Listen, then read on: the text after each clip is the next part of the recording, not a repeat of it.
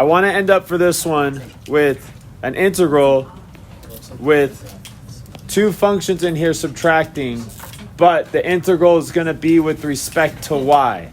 So that means we have to change these equations to be with respect to y instead of with respect to x. So to do that, get the x alone. Okay, I'm going to pause right now and let you guys get the x's alone. Everybody got a marker? Start writing on those desks. Let's go, beautiful minds. All right, so let's do y1 first. So y1 is the black equation. Okay, so I'm going to get the x alone for this one. And to do that, we're going to take the third root of each side. And so it's the third root of y equaling x. Now x is all alone. I'm going to write this with the 1/3 power. Okay, now for the pink one, y2, to get that one alone, we would have to square both sides. And I hope you guys notice something kind of neat right here. Okay, so I'm going to square both sides. I have y squared equaling x plus 2. So I subtract 2 from both sides. And now I have x alone. So now I have a couple different x's. I'll call this one x2 and call this one x1. For the last one, for the green one, that's this guy, to get that one alone, we have to do the same thing. We have to square both sides first so we can get rid of that square root. What happens to the negative when we square it? It goes away. X plus 2. Now that's kind of the same as this, right? So I don't have to finish this because it's going to end up being the same answer. Okay, so now there's no more 3 equations. It's only 2 equations. So I'm going to go like this. So we're trying to find the area R, and we have this pink curve, and we have this black curve right here. We have to subtract those 2 curves in order to find the area R. Okay, so this is not y sub 2 anymore. This is x sub 2. And then the other one, this guy, that is x sub 1. All right. Any questions, guys? Everybody with me? Yes. So we're going to subtract the 2 curves. Now you can subtract the 2 curves in any order you want. Just remember at the end the answer should be positive. Okay, so we're going to go x1 minus x2. But if I write the rules for those x's, it would be the integral of x1, which is y to the 1/3, minus x2, which is y squared minus 2. Is that minus? Yeah, it's minus dy.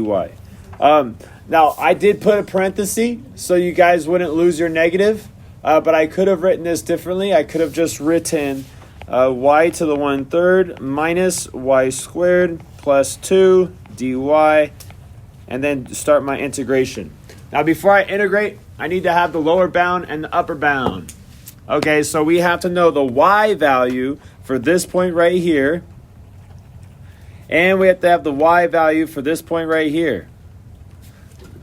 Okay, so do you guys know what those y values are?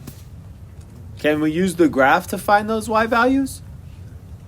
I mean, if I clear it, it's pretty close. Like this one looks like it's -1, right?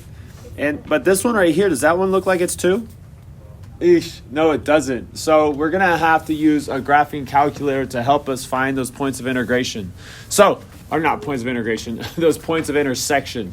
Take out your graphing calculators. All right, so to do this, I'm going to ignore these 2 equations. That's for a later example. I need to put our equations in with respect to x. Our equations are with respect to y that we had. Let me get those up here. All right, there's my equations. Now let's put them in. Okay, so when I did it, I have to use x's instead of y's. Okay, so I know it's kind of confusing, but if we want to use our calculator to help us, that's what has to be done. All right, I'm also going to unhighlight these 2, which you guys probably don't have because I don't want to see these on my graph.